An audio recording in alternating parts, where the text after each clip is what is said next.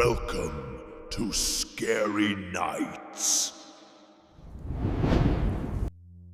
अनामिका, अनामिका बेटा, come on. हम कितनी देर से तुम्हें नाश्ता के लिए बुला रहे हैं, आ क्यों नहीं रही हो? मैंने बोला ना खाना खाने का मन नहीं है मेरा, जब मन होगा तो खा लूंगी। इस लड़की ने तो मुझे परेशान करके रख दिया है, ना रातों को सोती है ना पूरा पूरा दिन कुछ खाती है। समझ नहीं आता आखिर इसे हो क्या गया है। अरे रिलैक्स करो माला, बच्ची है वो, किसी बात से मूड खराब होगा। जब मूड ठीक होगा तो अपने आप खा लेगी। हर बात में जबरदस्ती करना अच्छी बात नहीं है। मैं ऑफिस जा रहा हूँ और मेरे जाने के बाद प्लीज मेरी बेटी के पीछे मत पड़ जाना। दीपेश ने माला को हक किया और अपने ऑफिस के लिए निकल गया।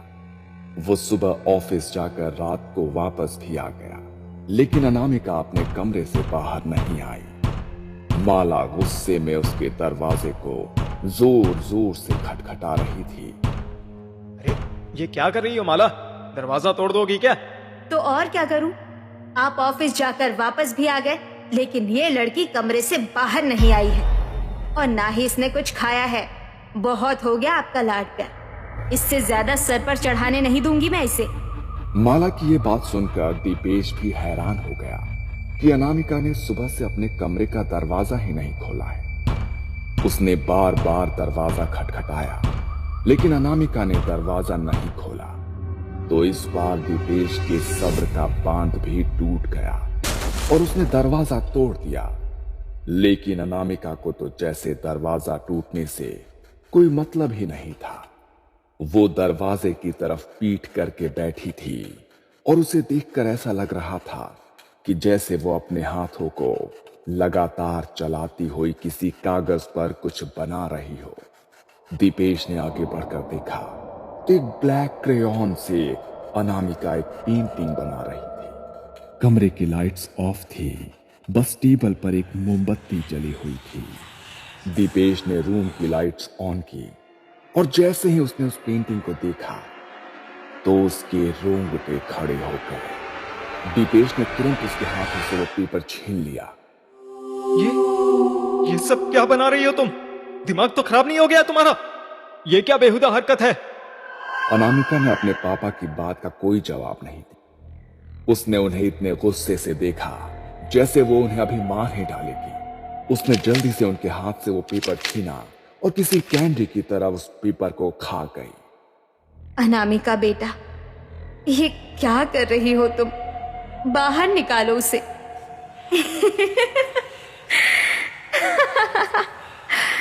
अनामिका अपने घर वालों की तरफ देखकर इतने भयानक तरीके से मुस्कुराई कि उसे देखकर उसके घर वालों के रोंगटे खड़े हो गए। वो उठी और सीधे अपने कमरे के अटैच्ड वॉशरूम में जाकर अंदर से दरवाजा बंद कर दिया। अंदर से शावर चलने की आवाज आई, लेकिन साथ में अनामिका की भयानक चीख भी सुनाई दी। ओह माय गॉड, ये क्या हो रहा है? अनामिका, अनामिका, तुम ठीक तो हो? बेटा, बेटा, तुम चिल्ला क्यों रही हो? दीपेश, दरवाजा तोड़ दो वॉशरूम का। मुझे कुछ भी ठीक नहीं लग रहा। सोचो मत, दरवाजा तोड़ दो दीपेश। उनके पास कोई दूसरा चारा नहीं था, इसलिए दीपेश ने वॉशरूम का दरवाजा भी तोड़ दिया। अभी तक वो जितने डरे हुए थे, अंदर का नजारा देखकर उनका हाल और बेहाल हो चुका था। अनामिका वॉशरूम के फर्श पर गिरी हुई थी और शावर से उबलता हुआ पानी गिर रहा था। उसका शरीर जलकर लाल हो गया था। दीपेश ने जल्दी से शावर बंद किया। अनामिका की हालत बहुत नाजुक थी, इसलिए देर ना करते हुए वो तुरंत उसे अस्पताल ले जाने लगे। शांता काकी, अनामिका की हालत बहुत नाजुक है, हम उसे अस्पताल लेकर जा रहे हैं। आप यही रहना, आज रात शायद आपकी जरूरत पड़ सकती है।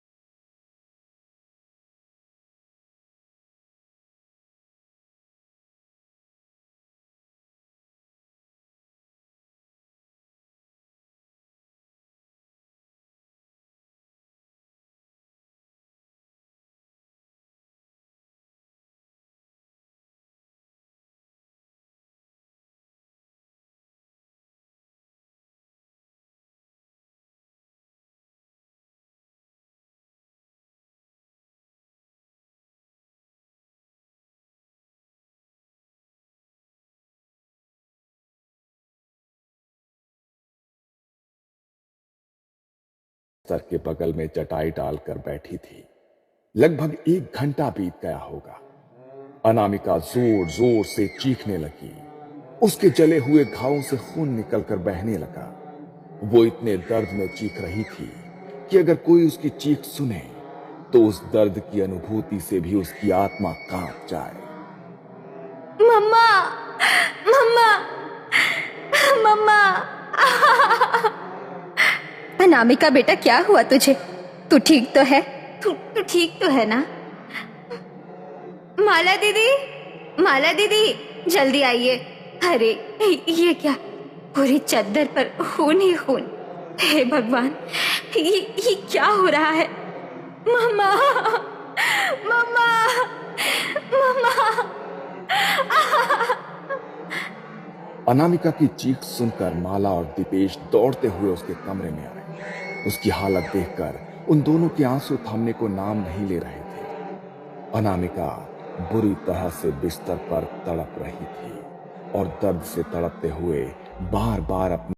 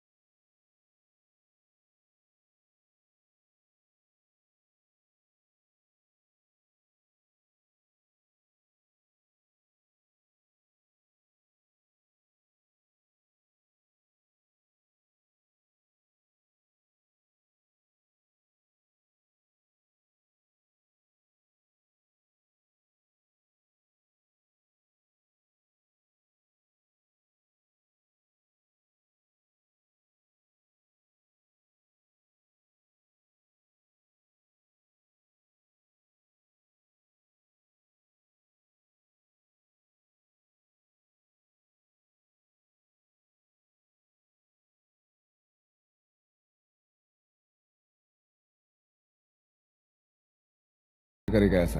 मैं नहीं जानती, मैं कुछ भी नहीं जानती, लेकिन मुझे इतना पता है, कोई मुझे मारना चाहता है, लेकिन आसान मौत नहीं देना चाहता। कोई चाहता है कि मैं तड़प तड़प कर मरूं, तड़प तड़प कर मरूं। ये सब बोलते बोलते अचानक से अनामिका पर न जाने कौन सा सम्मोहन सवार हो गया। उसने बार बार इस बात को बोलना शुरू किया और अचानक से उठ खड़ी हुई। उठकर सीधे वो अपने डाइनिंग टेबल की तरफ गई और वहां फ्रूट बास्केट में रखे चाकू को उठाया और अपने शरीर पर उसने घाव करते हुए जोर जोर से चिल्लाने लगी। शांता काकी ने जल्दी से आकर उसके हाथ से चाकू छीना। सब जल्दी से बाहर की तरफ आए। तब तक अनामिका बेहोश हो चुकी थी। पहले ही उसकी हालत इतनी खराब थी और उन घावों पर जब उसने खुद को चोट पहुंचाई तो उसकी हालत और ज्यादा गंभीर हो गई। देखो, आई थिंक आपकी बेटी को अच्छे मेडिकल ट्रीटमेंट की जरूरत है और ये सब शायद उसने खुद ही अपने साथ किया है। इसे यहाँ पर रखना खतरे से खाली नहीं है। मुझे लगता है कि इसे हॉस्पिटल लेकर जाना ही होगा और वहीं इसे रखना होगा। अनामिका को गंभीर हालत में हॉस्पिटल लेकर जाया गया, लेकिन बार बार जले हुए शरीर पर चोट लगने की वजह से शायद उसका शरीर अब और दर्द बर्दाश्त नहीं कर सकता था, इसलिए वो चल बसा। अस्पताल के बेड पर उसने अपनी आखिरी सांसें ली। उसकी मां ने उसे अंतिम विदाई के लिए उसे नए कपड़े पहनाए और उसके पुराने कपड़ों में कुछ ऐसा मिला जिसने उन्हें अंदर तक हिला दिया। एक काले रंग की गुड़िया जिस पर अनगिनत पिन चुभी हुई थी। माला ने उस गुड़िया के अंदर से एक पिन निकाली तो उस गुड़िया के अंदर से खून की बूंदें टपकने लगी और जैसे ही माला ने अनामिका के पार्थिव शरीर को देखा तो ठीक उसी जगह से उसके शरीर से भी खून टपक रहा था। माला समझ गई थी कि उसकी बेटी को कोई मानसिक बीमारी नहीं थी, बल्कि जो उसकी बेटी कह रही थी वो बिल्कुल सच था। कोई तो चाहता था कि वो तड़प तड़प कर मरे, लेकिन कौन? ये सवाल बार बार उसके दिमाग में मानो घूम रहा हो, लेकिन वो चाहकर भी इसका जवाब नहीं ढूंढ सकती थी। आज से 1 साल पहले अनामिका कॉलेज में पढ़ती थी। वो बहुत ही सुंदर थी, लेकिन जितनी सुंदर थी उतना ही घमंड उसके अंदर था। अरे कब तक उसे बस यूं ही देखता रहेगा? जाकर उससे अपनी मन की बात क्यों नहीं करता? अबे नहीं यार, वो कहाँ और मैं कहाँ। कितनी सुंदर है वो, मुझ जैसे लड़के को तो देखेगी भी नहीं। मैं बस उसे दूर से देख लेता हूँ, मेरे लिए वही बहुत है। तू भी ना यार एक नंबर का पागल है। अगर तेरी जगह मैं होता ना तो अब तक खप का बोल दिया होता। खैर बाकी तेरी मर्जी। अभी किसी के साथ कोई जबरदस्ती तो की नहीं जा सकती। मेहुल कॉलेज के फर्स्ट ईयर से ही अनामिका को पसंद किया करता था, लेकिन कभी खुलकर अपनी बात को नहीं बोल पाया। कॉलेज का लास्ट ईयर चल रहा था और इन दोनों को एक प्रोजेक्ट के लिए साथ में काम करना था। साथ में काम करते करते मेहुल को अनामिका से और ज्यादा लगाव हो गया और एक दिन उसने अनामिका को अपने दिल की बात बोल डाली। क्या तुम मुझसे प्यार करते हो और चाहते हो कि मैं तुम जैसे फट्टू को डेट करूं? तुमने ऐसा सोच भी कैसे लिया कि तुम मेरे लायक हो? नहीं, मैंने कब कहा कि मैं तुम्हारे लायक हूं? भूल जाओ कि मैंने तुमसे कुछ कहा। ओ, बच्चा तो रोने लगा। ओ, बच्ची की इंसल्ट हो गई। अगर आज के बाद मेरे आसपास भी भटके ना तुम, तो तुम्हारा वो हाल करूंगी ना, वो तुम सोच भी नहीं सकते। अनामिका ने पूरे कॉलेज में यह बात फैला दी और सबने मिलकर मेहुल का मजाक उड़ाना शुरू कर दिया। लेकिन फिर भी मेहुल सब कुछ सहता रहा। अंदर ही अंदर उसका दम घुटने लगा था। धीरे धीरे उसने कॉलेज जाना भी छोड़ दिया और बस दिन रात अपने कमरे में खुद को बंद करके रहने लगा। मेहुल, खाना खा ले बेटा, कमरे से बाहर आ जा। कोई परेशानी है तो मुझे बता। मेहुल, मेहुल। मेहुल ने कोई जवाब नहीं दिया और बस इसी तरह अपने दिन बिताने लगा। तभी एक दिन अचानक उसके फोन पर अनामिका का कॉल आया। वो बहुत घबराई हुई थी। हेलो मेहुल, मैं बहुत बड़ी मुश्किल में फंस गई हूँ यार, प्लीज मेरी मदद करो। मुश्किल? कैसे मुश्किल? वो सब मैं तुम्हें अभी नहीं बता सकती। बस मैं तुम्हें ये एड्रेस भेज रही हूँ, तुम जल्दी से वहां पर आ जाओ। मेहुल को लगा कि पता नहीं अनामिका किस मुसीबत में फंस गई है और उसने पहली बार उसे मदद के लिए बुलाया है, तो उसे मदद के लिए मना नहीं करना चाहिए। इसलिए वो अनामिका के बताए हुए एड्रेस पर पहुंच गया। बिल्कुल सुनसान रास्ता था, आसपास कोई भी नहीं था। लेकिन मेहुल जब लाइव लोकेशन पर पहुंचा तो वहां किसी की लाश पड़ी थी। किसी ने मर्डर कर दिया था शायद। ये सब देखकर मेहुल बहुत घबरा गया। इससे पहले कि वो कुछ समझ पाता, उसके चेहरे पर एक लाइट फ्लैश हुई। उसने चेहरा पलट कर देखा तो अनामिका हंसती हुई उसकी फोटो ले रही थी। ये क्या कर रही हो तुम? मेरी फोटो क्यों खींच रही हो इस लाश के साथ? तुम भी ना बहुत भोले हो मेहुल। जिस लड़की ने कभी तुम्हें भाव नहीं दिया, पूरे कॉलेज में तुम्हारा मजाक बनाकर रख दिया, वो तुम्हें बुला रही है तो तुम्हें सोच समझ कर आना चाहिए था ना। बेवकूफ लड़का, मुझसे खून हो गया था इसका। अब पुलिस इसके खूनी को ढूंढेगी ना, और खूनी तो तुम हो। क्या? पागल मत बनो अनामिका, मैंने किसी को नहीं मारा। मैं पुलिस को सब सच बता दूंगा, जेल नहीं जाऊंगा मैं। तुम्हें क्या लगता है कि पुलिस तुम्हारी बात पर यकीन करेगी?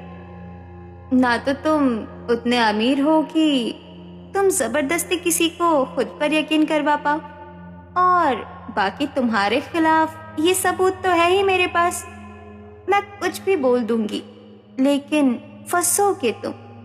बस अभी पुलिस को बुला रही हूँ, जेल जाने के लिए तैयार हो जाओ। अचानक मेहुल के साथ ये सब हुआ। वो इतना बौखला गया कि सीधा अपने घर भाग गया और अपनी मां को उसने सब कुछ बताया। लेकिन इससे पहले कि कुछ हो पाता, पुलिस उसे गिरफ्तार करके ले गई। मेहुल चिल्लाता रहा कि वो बेगुनाह है, लेकिन किसी ने भी उसकी बात नहीं सुनी। बिना गुनाह के जेल की सजा काट रहा था वो। धीरे धीरे मानसिक हालत खराब होने लगी थी उसकी। कभी भी खुद को चोट पहुंचा लेता था। बस हर समय जेल में अपने बालों को पकड़कर गिनता रहता था और एक ही बात बड़बड़ाता था, खून नहीं किया मैंने, खून नहीं किया मैंने। मेरी माँ घर पर अकेली है, मुझे छोड़ दो।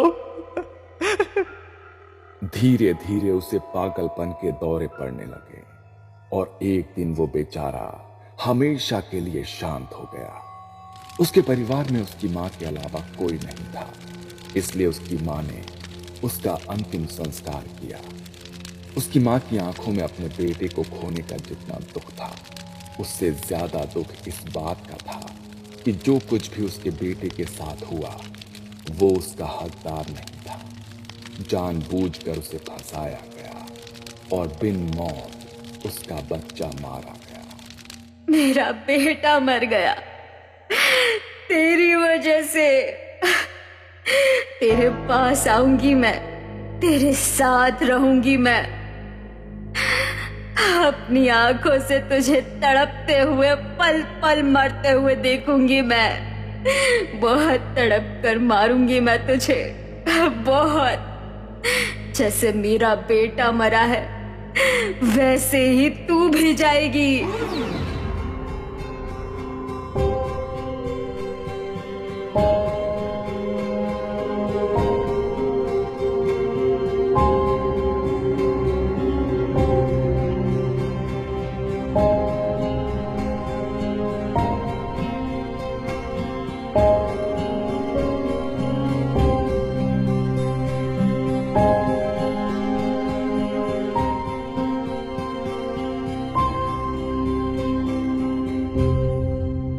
बिना मौत मार दिया था ना मेरे बेटे को। बहुत तड़पा तड़पा कर मारा मैंने तुझे। मेरे बेटे की आत्मा को आज शांति मिलेगी। तू मर गई ना, अब वो मुक्त हो जाएगा।